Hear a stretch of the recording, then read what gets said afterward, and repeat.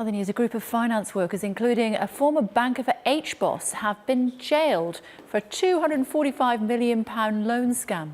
The 5 men and a woman were sentenced to a total of almost 50 years behind bars. Charlotte Lomas reports. There are 8 chicken houses left here now. 2 of them are no longer part of this farm. 10 years ago, Justin Riggs was one of the leading producers of free-range eggs in the country, and his business was thriving. These fields were filled with chickens. Now his farm is empty.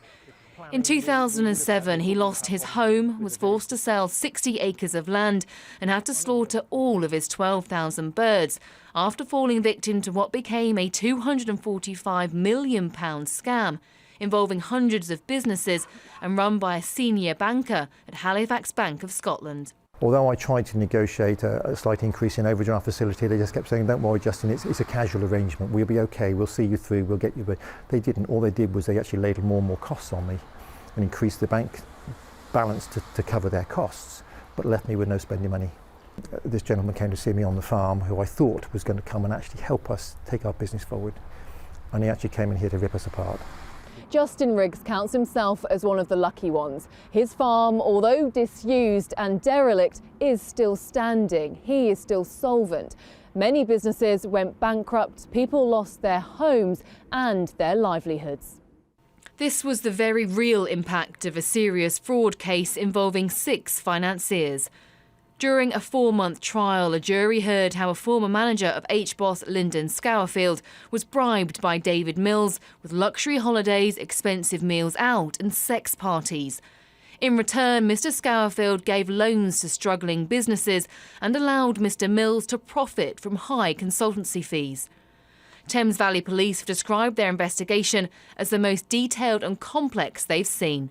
It's vital we don't forget the impact this has had on the victims, and not the victims of those businesses, but also the bank, the shareholders, the customers, and the public at large. This is a significant amount of offending, and I think that today's sentencing is testament to the hard work and dedication of a number of different people. Around 500,000 documents were seized by police as evidence, enough to fill 3 rooms.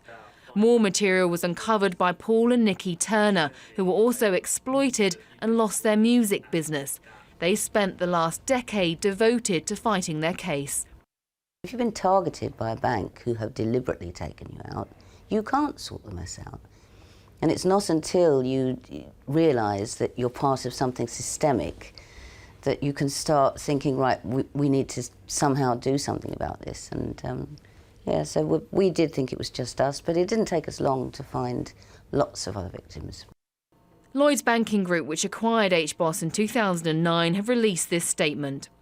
Whilst we have fully reviewed customer concerns raised previously, we will review any new concerns on a case-by-case basis, taking into account any relevant new information from the trial. The trial highlighted criminal actions that bear no reflection on the behaviours of the vast majority of the employers of HBOS at the time or in the group today. For those affected by this behaviour, they're still holding out for an apology and help to rebuild their lives. Charlotte Lomas, Sky News.